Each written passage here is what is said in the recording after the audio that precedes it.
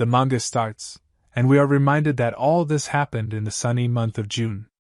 Inside a classroom, every single student was busy among themselves, and their rather loud noises were making our main protagonist mutter to himself about how his class was the loudest, and even in the morning, they were taking their sweet time. His childhood friend Nanami spins around and greets him good morning, and he greets her back. As she leans over to him, she tells him to treat his only childhood friend with some respect, and he obviously shakes her off and reminds her that he can't just be all lovey-dovey with her like he was in primary school. That day, something unimaginable was about to take place in their lives that he had no idea about. As the eerie sound of the clock was heard in the quiet class, they all were focused on the lecture, and as the teacher was about to say something, a girl from the class yells at the top of her lungs and tells everyone to check the classroom monitor. As they looked at it themselves, the TV had a rather strange display, and it was emitting more light than usual. As the students checked their mobiles, they told everyone that their mobiles were affected as well. At first, they thought that maybe it was an alarm of some sort, but then from the television, a strange entity tells every single one of them that he is God. Now obviously the teacher was not having these silly pranks, and just told his students to sit tight, and as he pulled the plug, the TV didn't turn off. The figure in the TV started to speak about how he has waited for ages for his children to grow up, and now he would pick 1,000 people from all over the world, from all castes, ages, backgrounds, races, and origins, and give them the golden chance to start a new life in another world. As he shares the idea of a perfect world, the entire class was just sure that they were dozing off and something like a prank was going on. It was a rather strange thing to say, and even if this so-called maker is telling this, it meant that the persons who would be selected would be the luckiest to ever exist. He kept going on, but as his talk started to make some sense, he added that the risk of death would always be there, and additionally, he would bless them with gifts, and whatever they would do in the other world, it would always be live-streamed on Earth. As a logical student asks if God has internet, he kept speaking about the great benefits of this and never said anything about the other great risks or anything else. He tells them that the person who would be elected by him would have a mark on his body, and this mark could never be duplicated by human technology. Now Hikaru was sure that this is not real, and just as he was about to leave, he shares one last thing and told them all to check their palms to see if they are the lucky humans. As the whole class went crazy, he checked his palm as well, but as he glanced to his friend's side, he saw her placing her palm down, and it seemed like she was covering it. As cold sweats left her body, she glances to his side, and with tears forming in her eyes, she lets Hikaru know that maybe she is chosen. As she shows him her palm, there was a supernatural marking on her hand, and it emitted light that could have never been duplicated by technology. Now his precious childhood friend had just gotten something so precious that almost 0% of the population would have. At her home, she was crying and was scared to transfer to another world. He comforted her and confirmed that God was trending in the entire world, and as her sobbing became loud, she begged him to take the marking. He leans over to her and tells her in a gentle voice that she should cherish this chance and enjoy the wonderful world out there, and in half a year she would finally get to leave this boring world. As she cried even more, deep down she was scared for her life, and Hikaru knew just what exactly he needed to do.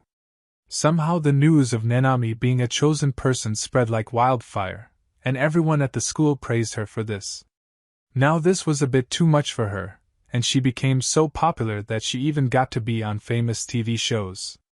But regardless of everything, he continued to help her with everything that he could do and would always motivate her in every way. As their conversation led to the topic of robotics, he started to go into beast mode, but as a serious atmosphere surrounds them, they still didn't know if they should train for fights or if she should learn different weapons. Nanami was confused and even more, she was scared. Just a few days ago, she was chosen by a strange figure, and now she is popular, and deep down she worried that something was wrong and everything was progressing too fast. He comforts her, and that day as he was leaving, she apologized for always making him do her homework and thanks him for teaching her about the things that she should do in the other world. As he waved to her, she immediately grabbed his hand, and with a beautiful smile, she lets him know that no matter what, she would have the best time of her life there. As they both left each other, time flew by, and soon there was only 1 month left, and the whole world was taking this other world thing very seriously. The figure that announced himself as God would regularly broadcast himself for some reason and kept motivating people. Now days became weeks, and weeks became months, and just like this, the day for Nanami to leave was here. As he stood right next to her door, he kept pressing the doorbell, but there was no response whatsoever. He kept trying and wondered if she was already asleep or something. He checked the door and notices that it was already open. As he made his way inside, it was dead silent, and strangely all the lights were on. He excused himself, and announced his presence to everyone. And as he looked for her, it was confirmed that there was not a single person present there. He knocked on Nanami's door, and when he opened it, he sees something so brutal that his core was shaken entirely. Inside, Nanami was lying right next to the bed, and she was covered with her blood from top to bottom. As poor Nanami drew her last breath some time ago, she truly died in the most painful way. As he processes this, he dashes towards her, and as he calls out to her, she was already gone from this world.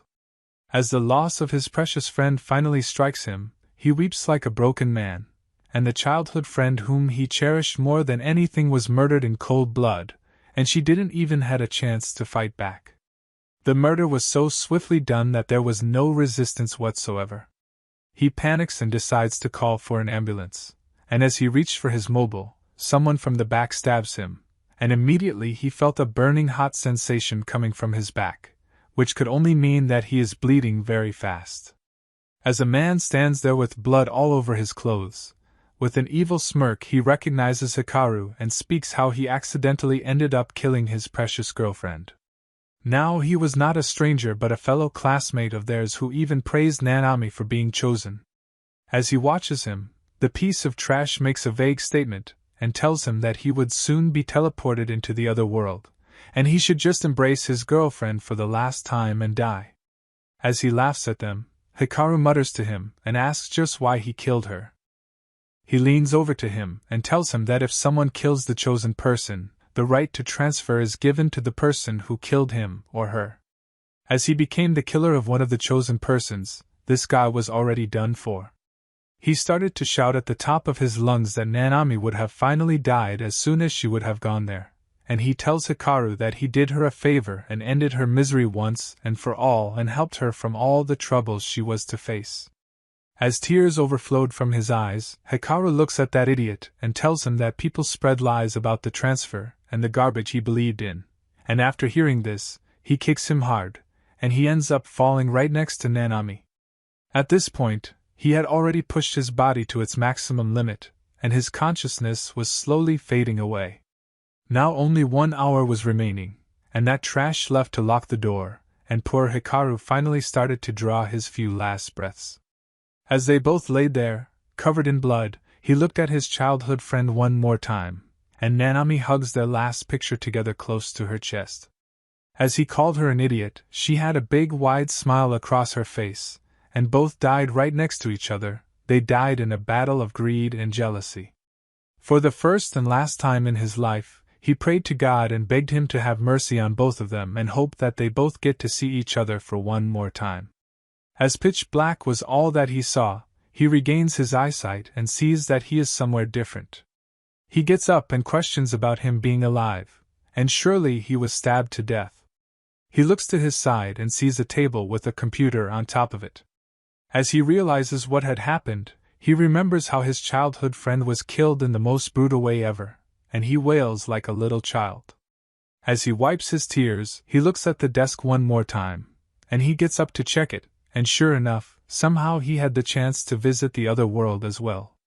As the screen instructed him to collect his bonus points, he couldn't grasp what had happened and why was this happening to him, and as he questions this, he tries to just focus for a minute, and he carefully sits down, looking at all the possibilities, and all of them lead to a possible solution.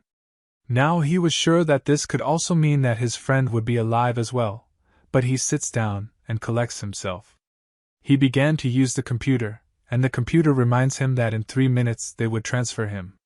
It seems like the timer was already started the moment he opened his eyes, and he quickly begins to select everything on the computer, and despite doing his best, he was not able to keep up with the time.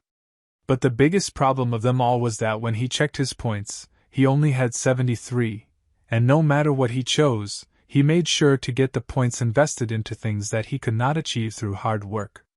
As 3 options stun him for a minute, one more problem drops on his head. He needs 3 more points to transfer to a safe location. He had 24 points, and the points needed to move to a safe location was 27. If this kept on, he would be randomly teleported to anywhere, and could even die from the location. As the timer hit its mark, he closed his eyes and accepts his fate.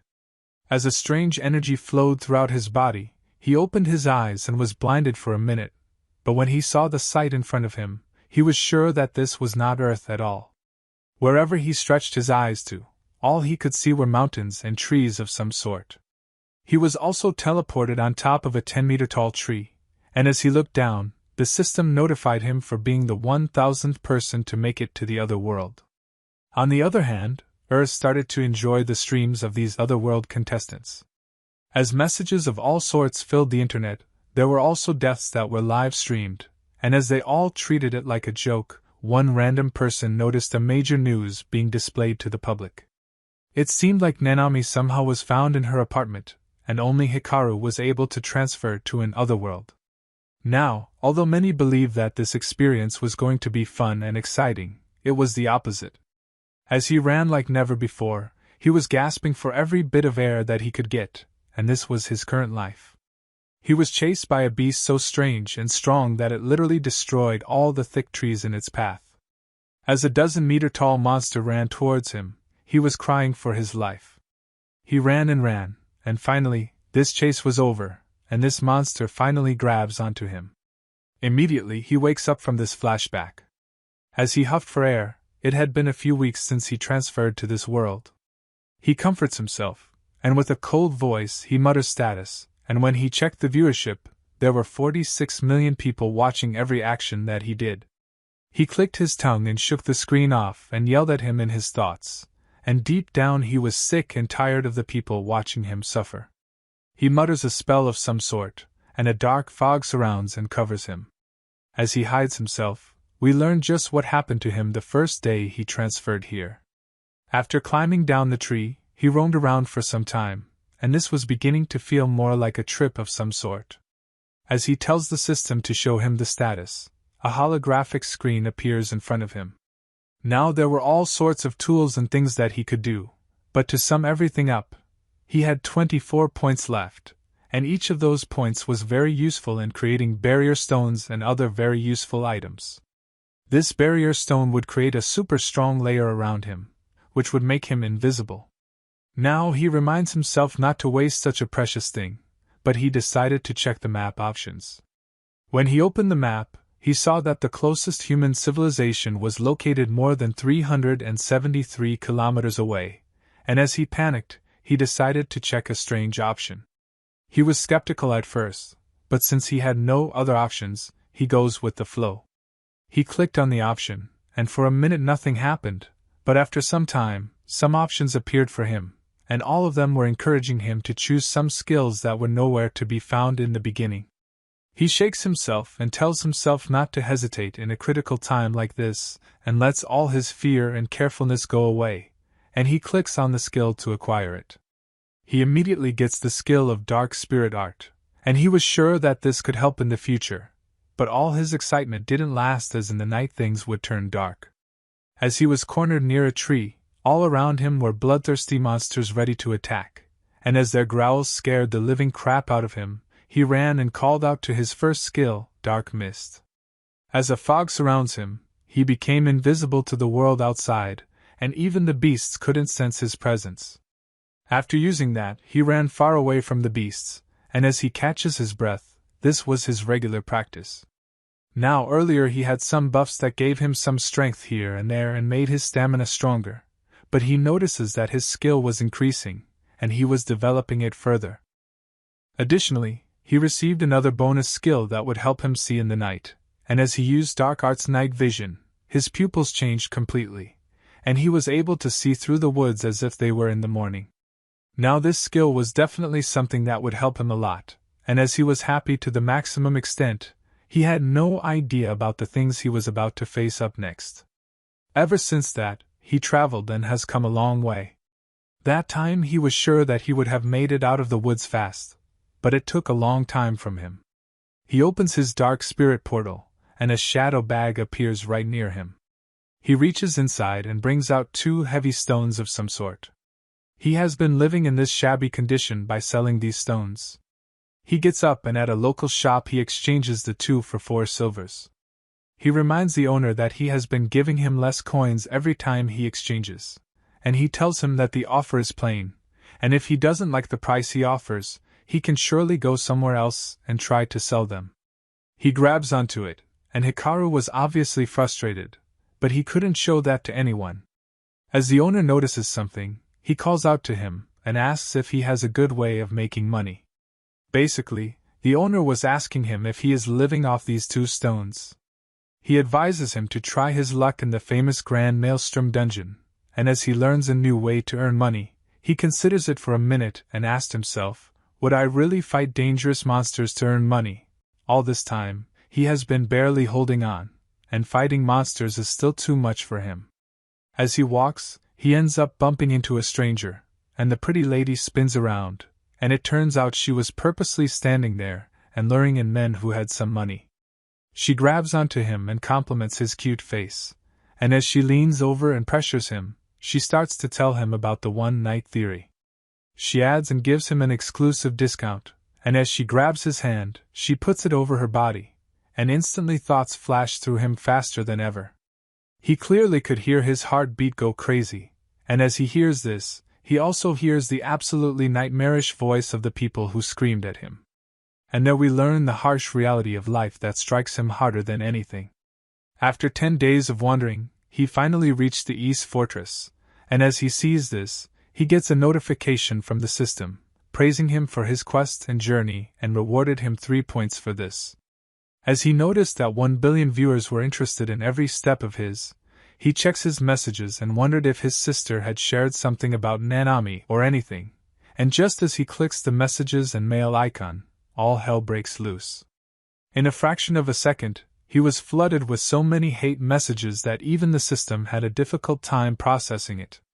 Every single one of them was against him and his very existence.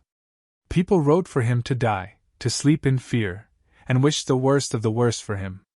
As his eyes widen, he realizes that Nanami is not in this world, and he has been accused of killing her and taking her place. As he kneels down like a weak, broken man, he understands that his childhood friend didn't make it and is dead. As he checks the messages, they all were blaming him for murdering her for a chance to visit another world. He screams out and cries at the top of his lungs, crying out to the viewers and telling them that he was murdered with her, and he had no desire to come here in the first place. He shouts and lets them know his side of the story, but it was already too late.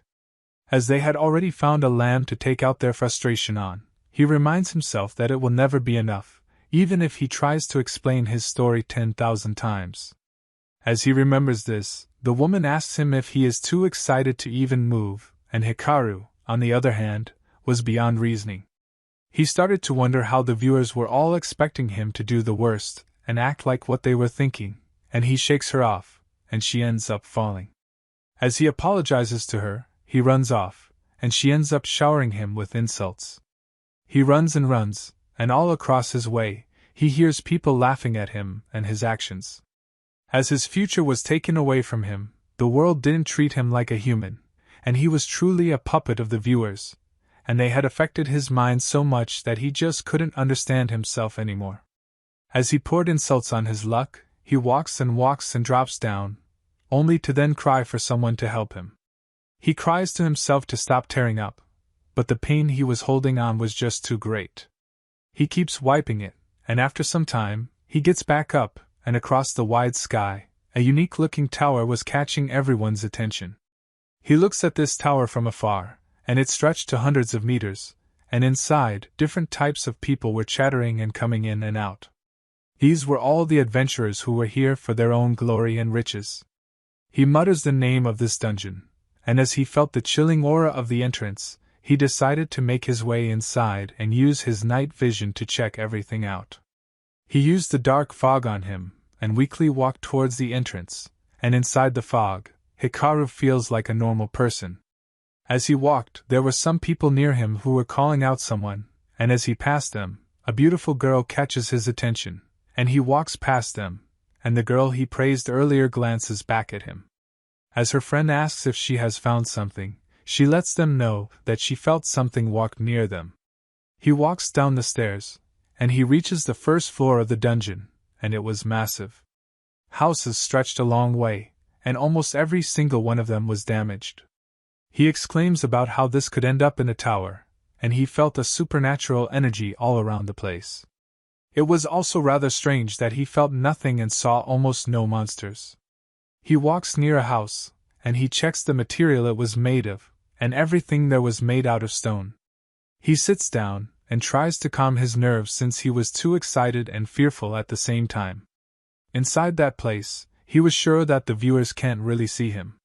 He calls out his status, and he shares that thanks to the crooked viewers, he has been getting points, which he uses to exchange for crystals and then for coins, which he uses to survive.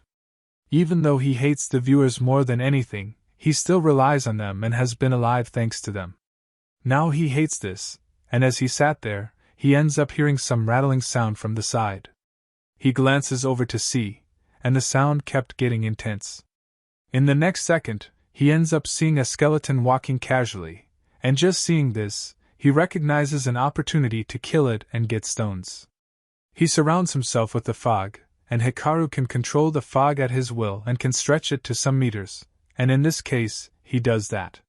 He covers 10 meters to start with, and carefully he sneaks near him and was sure that no matter how careful he is, it is still not completely safe in the darkness. He tried to lean over him and tested if he would react, but the fog completely makes him invisible even to the dead. He releases the fog, and immediately, the skeleton notices this and glances back at him. The way he moved his head was really creepy, and even he felt the shiver, and this time he was ready to attack. He covers himself one more time, and as he made his way closer to him, he slashes him, and for a fraction of a second, he sees a small stone near his neck. The strike kills the skeleton, and as he was about to grab this, he had a big smile across his face. But suddenly, he starts to hear the mutters and comments of the viewers, and they asked him if he killed his childhood friend in the same way. As their voice literally paranoid him to the point of no return, he starts to huff for air. This has created a PTSD scenario for him, and he has not been holding on. Seeing a knife in his hand, he remembers how that piece of trash killed him and his friend, and he holds his head together, and the waves of comments flash in on him. They criticized him for making everything up and told him how he killed the girl to have an adventure and kill monsters in another world. But most of the people just wanted him to die. As he couldn't hold back anymore, he dashes, and tears begin to flow from his eyes again. He yells to himself that for once in his life, he wants to be alone and not watched by millions of people all the time.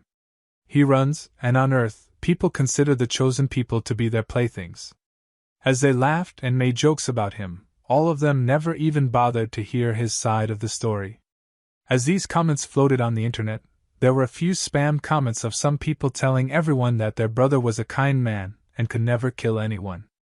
As more and more people became aware of this, the two dear sisters of Hikaru were actually working in the front and were fighting a losing battle all by themselves. They had a clear goal in mind and wanted to make sure and clear their brother's name no matter what. Hikaru had run so much that he came across a higher floor. He noticed that the voices from earlier had gone away, and he catches his breath. After some time, he was sure that he was on the second floor of the dungeon, and in this area, more dangerous monsters lingered. As two goblins made their way, they were about to walk past him, and he kept hiding in his shadow the whole time. He cried to himself that it is time for him to stand up for himself as well, and he can't run forever.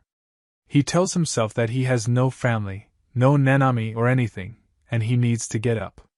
As he notices a bright light near a door, there was a shiny magic stone which emitted a bright light. As this would change the course of his life, a beautiful and healing journey of Hikaru was just about to start.